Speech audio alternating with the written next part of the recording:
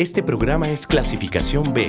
Puede contener escenas de violencia, adicciones, sexualidad o lenguaje no apto para audiencias menores de 12 años de edad.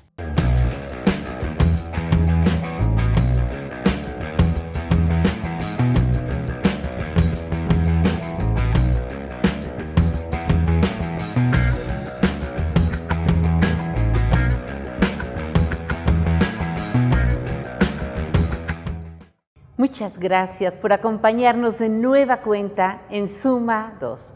Hoy estamos, verdaderamente de manteles largos con este José de Ibarra, un óleo sobre tela monumental del virreinato en plena época barroca. Es un óleo en el que se representan a estos doctores de la Iglesia, a los que están analizando el dogma de la Inmaculada Concepción. José de Ibarra en el Museo Regional, en la sala magna de este precioso espacio, uno de los más importantes y de los primeros edificios de Santiago de Querétaro y por donde pasaba el Camino Real de tierra adentro. Aquí, en este lugar, vamos a entrevistar a la doctora Elizabeth Mejía, quien es responsable del proyecto de Toluquilla, una de las ciudades prehispánicas más importantes de México. Doctora, muchas gracias. Hola, Araceli, hola, buenas tardes. Por tu tiempo, por tu esfuerzo, por tu dedicación, por tu inteligencia puesta al servicio del rescate de una ciudad que se ha llamado Ciudad del Aire, o ciudades altas, ¿no? Ranas y Toluquilla.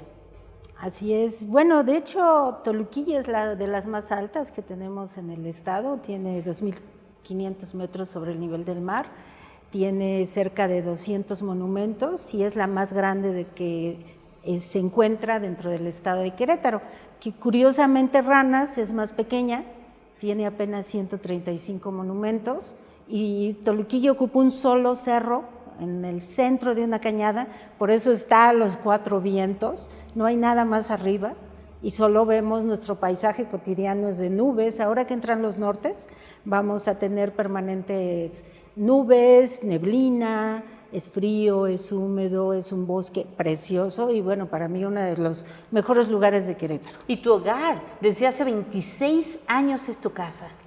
Así es, fíjate que yo llegué a Querétaro hace casi 35 años como estudiante y me enamoré de este lugar, me enamoré de la sierra. Y bueno, tú eras estudiante de arqueología. Así es, de arqueología. En la Escuela de Arqueología de la UNAM. No, la escuela en aquella época era la ENA, la Escuela Nacional de Antropología del INA, y por muchos años fue cabeza de sector, la más importante y la única. Al paso de los años se han ido abriendo otras más pequeñas en el interior. La primera, y le sigue en importancia, ahí son dos, rivaliza la Universidad de Veracruz y la Universidad de Yucatán, y ya de ahí se nos han ido diversificando. La más cercana aquí está en San Luis Potosí, hay otra en el Estado de México, en fin, ha habido más escuelas y la última que se abre, o de las últimas, es la de la UNAM, que apenas va a sacar la primera generación el año que entra. Fíjate, la universidad más antigua, pues del continente, y que continuamente ha ofrecido cátedra con respecto de uno de los tesoros más importantes y valiosos para nuestra república, que es todo nuestro patrimonio prehispánico. Es la primera vez que tiene la carrera de arqueología, la licenciatura en arqueología. Sí, en cambio yo puedo decir que, bueno, mi alma mater, porque ahí estudié también el doctorado, es hasta anterior al INA. Es más antigua, tiene un año o dos más que el INA. Entonces, bueno, apenas... este edificio, sí. Perdona, no este edificio, la institución que alberga, que se llama Museo Regional de Querétaro, antes fue el museo tuvo varios museos contenidos en este espacio, ¿verdad? El Museo de Historia, que se trajo Germán Patiño de Madero 70, y otras varias colecciones que pertenecían al gobierno del estado de Querétaro, como lo correspondiente al mobiliario de la Constitución, de cuando el Congreso Constituyente. Sí, de hecho este espacio se reconoce como uno de los más viejos de conservación de patrimonio de nuestro país. Tenía ya 3 años, porque se funda en el 36, tenía 3 años cuando Lázaro Cárdenas firme el decreto de creación del Instituto Nacional de Antropología e Historia, que a partir de ese momento define, bueno, que todas las construcciones anteriores a 1900 serán custodiadas, preservadas y reguladas por sus estatutos. Así es. Y tú te haces cargo, siendo una chiquilla, de una ciudad prehispánica. No, mira, llego como asistente. Entonces llego, trabajo con Margarita Velasco. Sí tuve la suerte, trabajé 2 veces, una en 84, literal como chalán. Aprendí muchas cosas. Regreso en 87. En aquella época yo laboraba en la UNAM, yo era empleado de la UNAM, del Instituto de Investigaciones Antropológicas, y vengo prestada porque el instituto colaboraba con el proyecto arqueológico Ranas. Resulta que había un triple financiamiento, el gobierno del estado, el INAH y la UNAM en sus primeras temporadas. Ya después se queda solo el INAH y la UNAM, el INAH y el gobierno del estado para abrir la zona arqueológica Ranas al público. Entonces, en 87 que vengo como parte de la UNAM a hacer un trabajo específico y me toca entrar el primer día del primer trabajo de Toluquilla. Por azares del destino, la persona que se iba a hacer cargo no podía llegar ese día. Entonces Margarita me dice, oye, ¿qué te parece si empezamos?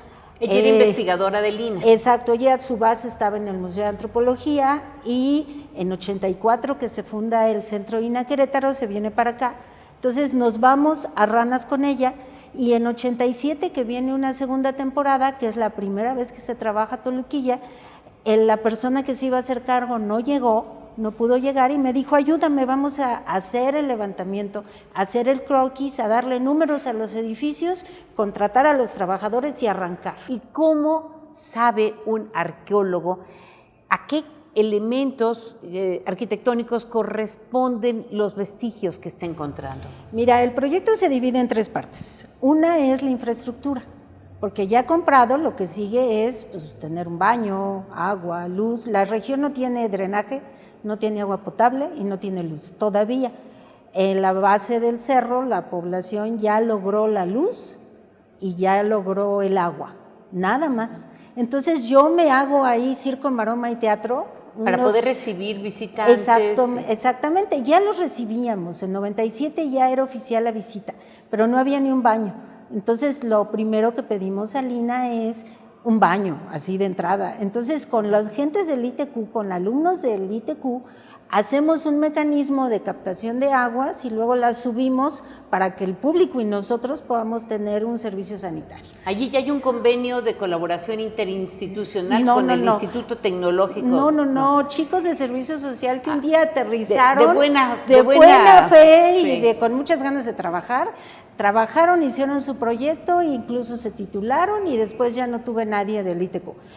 La otra parte del proyecto es mantenimiento. El sitio se estaba cayendo.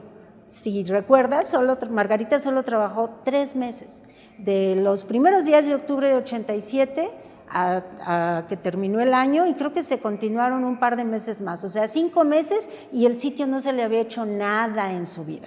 Entonces teníamos hoyos por todos lados, estaba cayendo. Entonces el proyecto presidencial me pidieron que atendiera 2 aspectos: el mantenimiento, la conservación para que el público lo pudiera ver, y la investigación, ambos de trabajo paralelo con la infraestructura. ¿Y cómo estaban los accesos? ¿Cómo están hoy en día? No había accesos, era una vereda que los pobladores hicieron por derecho, que era espantosamente agotadora, porque el cerro, tú te estacionas, o el camino, que es un caminito de 2 metros de ancho todavía, llegas a la base del cerro y subes 80 metros de altura en 350 metros de longitud, por derecho. Entonces, lo primero que hicimos con estos chicos del ITQ es hacer unos senderos de rampas y escaleras para facilitar el acceso. Ya arriba empezamos a monitorear qué edificios eran más urgentes de mantener y a esos hicimos un plan de estrategia de 3 niveles: urgente, mediano plazo y largo plazo.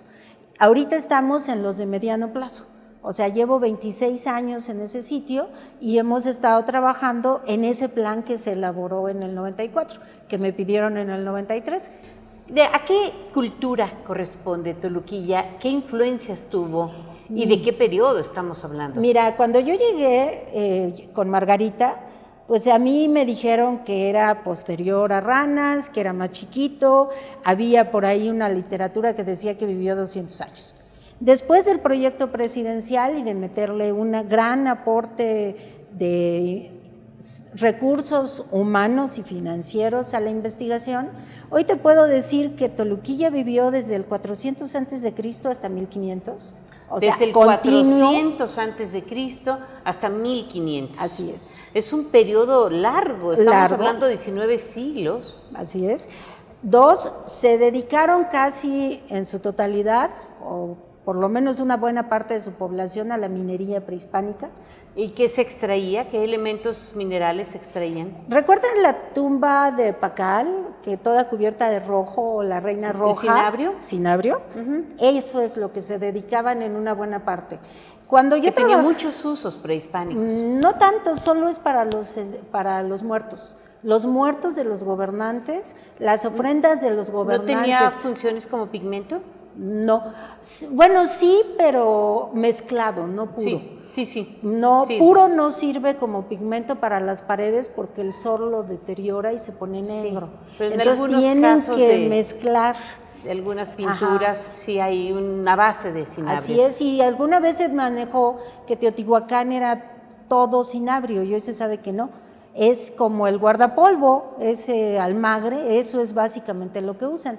Entonces, ¿qué sucede? Ellos están en posesión de una región llena de minas. Ranas, Toluquilla y San Joaquín eran 3 sitios arqueológicos que funcionaban juntos. Hay un documento por ahí que dice que en el vallecito de San Joaquín, el Valle Colgado, vivía el rey y estaba custodiado por Ranas, Toluquilla. El sitio de San Joaquín ya no existe, la población lo eliminó, no queda nada y solo nos queda Ranas, Toluquilla. El más grande es Toluquilla, con 210 monumentos.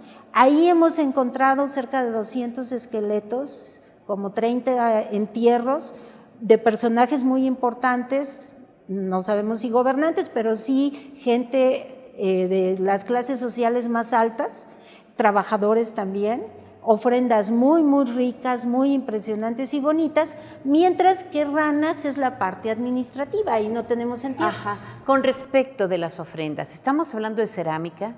No, estamos hablando no solo de cerámica, tenemos concha, caracol, joyería hecha en huesos humanos, huesos de animales, es una gran variedad, son cerca de 6,000 objetos. Yo una vez vi en un museo arqueológico un ejercicio que se hacía con niños donde se hacía una división del suelo mediante cuadrados hechos a base de cordel y de cada una de estos segmentos, de estos cuadrados, se iban extrayendo elementos del subsuelo a 10 centímetros, a 20 centímetros. ¿Así trabajaron ustedes, Toluquilla, en alguna parte? Todavía lo trabajamos. O sea, yo me voy... ¿El subsuelo todavía no está analizado? No. De las 210 monumentos en general, calculo que he trabajado como el 10% en 26 años, porque el presupuesto es poco y porque me voy pocos meses. ¿Cuántas personas trabajan con ustedes? Yo, nada más, de aquí de Querétaro, yo me voy sola. En 2000, más o menos... ¿Los trabajadores del lugar? Exacto, del 2001 a 2005, el proyecto tuvo la colaboración de alumnos, pero en los últimos años ya no, me he ido sola y llegando allá contrato gente de la región. ¿Puedes recibir a muchachos trabajadores de prestación de servicio social? ¿Puedes recibir a algunas personas que bajo tu dirección y coordinación y supervisión puedan contribuir? He recibido, por ejemplo, el COVAC de San Joaquín en el periodo anterior nos mandó 3 muchachos y desde el año pasado, en octubre del año pasado, llegaron conmigo, los puse a trabajar y han ido. Pero es un asunto de coordinación de tiempos. Un servicio social requiere 420 horas o 240 horas. Y yo voy solamente 1 mes o 2, porque es lo que me da el presupuesto. Y solo cuando tengo el presupuesto. Entonces esto muchas veces no se ajusta a los tiempos de un servicio social. Si las escuelas quisieran ir, supongamos que una escuela quisiera hacer un recorrido ¿Con quién se ponen de acuerdo? ¿A qué horas está abierto el sitio para que lo visiten? Mira, como todas las zonas arqueológicas de este país, no cierran nunca, están abiertas 365 días del año. La gente a veces cree que como los museos cierran el lunes, las zonas también, no, allá no se cierra nunca.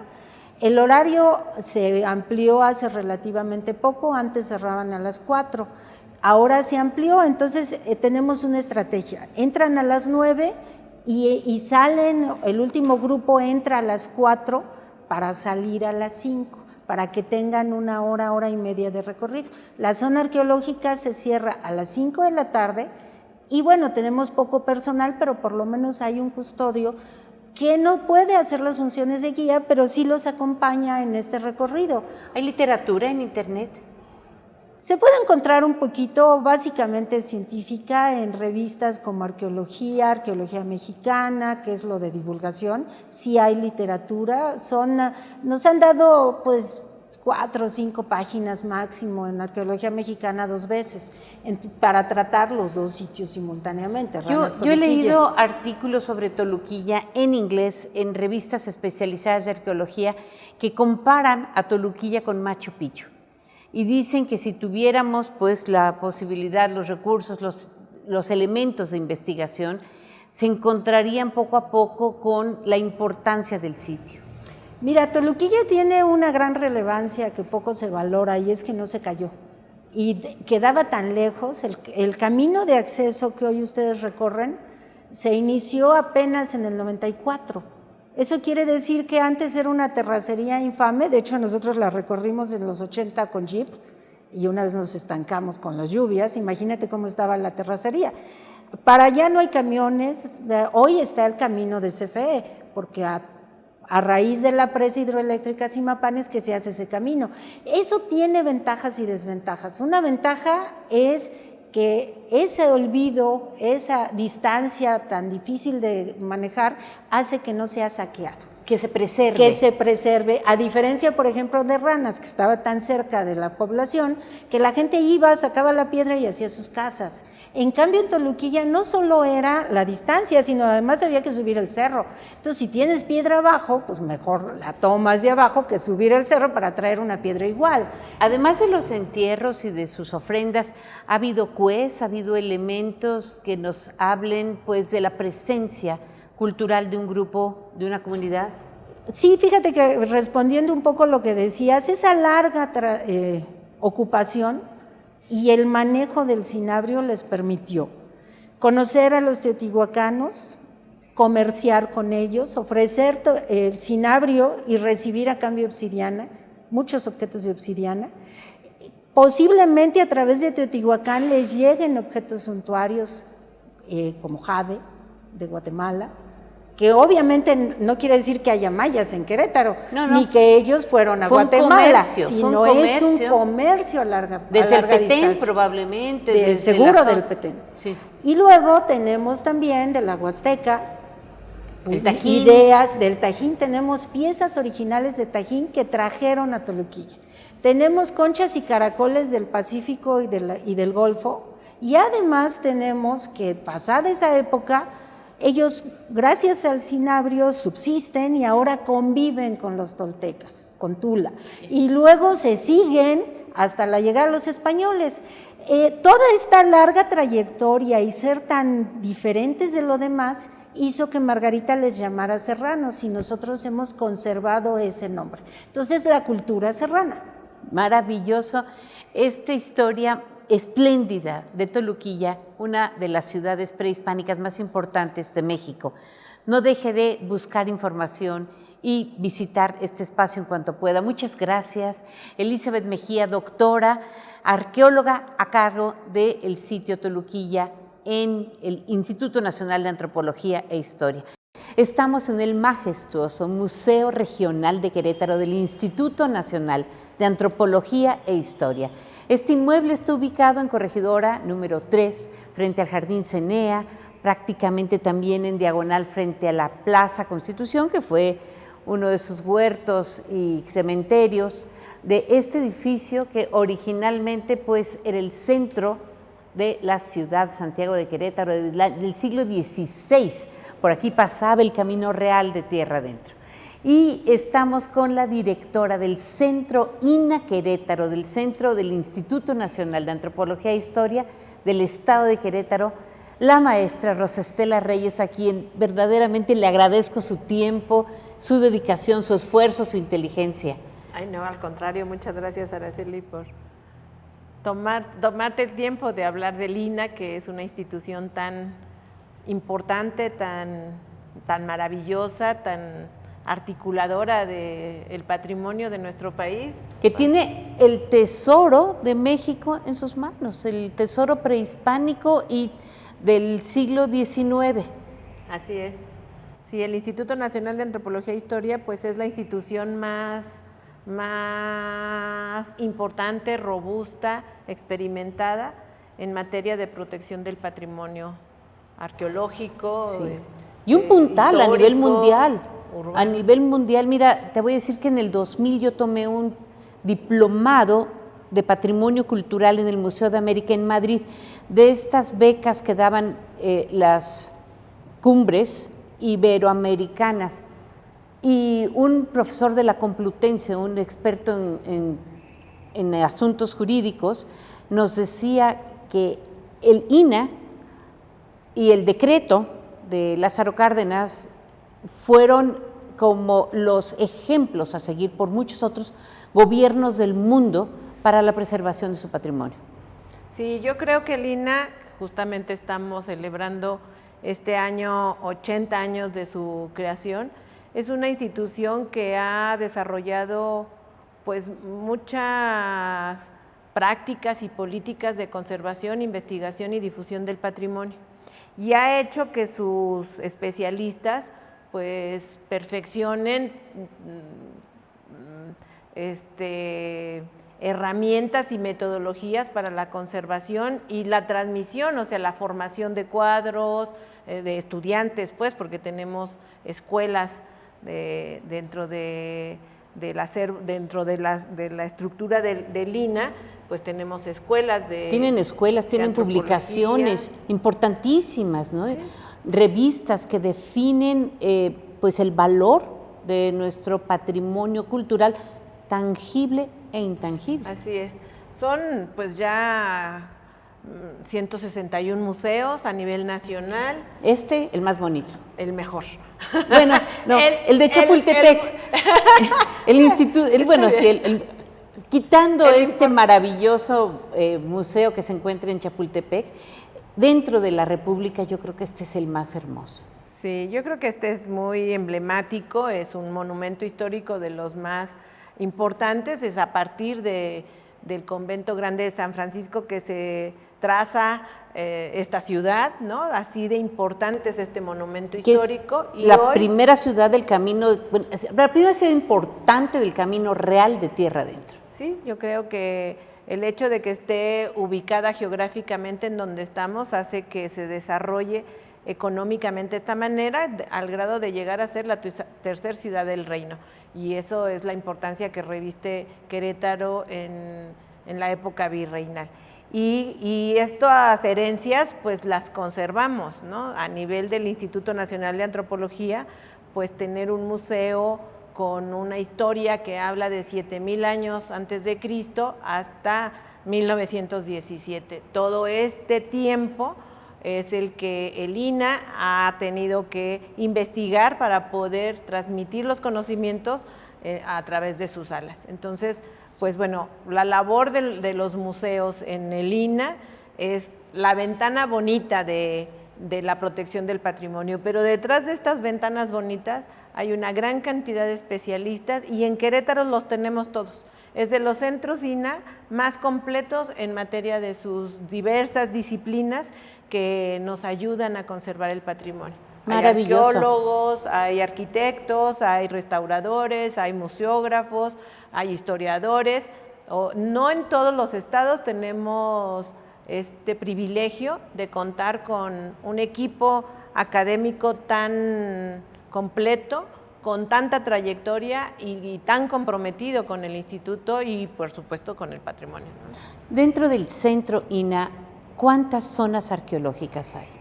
Abiertas al público tenemos Ranas, Toluquilla, Tancama y ahora recientemente el pueblito. El pueblito.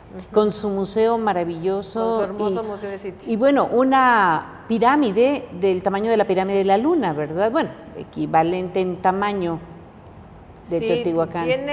Tiene una importancia espectacular a partir de su tamaño. Es más grande que Chichén Itzá y tiene toda una explicación del desarrollo de la cultura tolteca en esta región y eso habla de la importancia que tenemos en todos los niveles.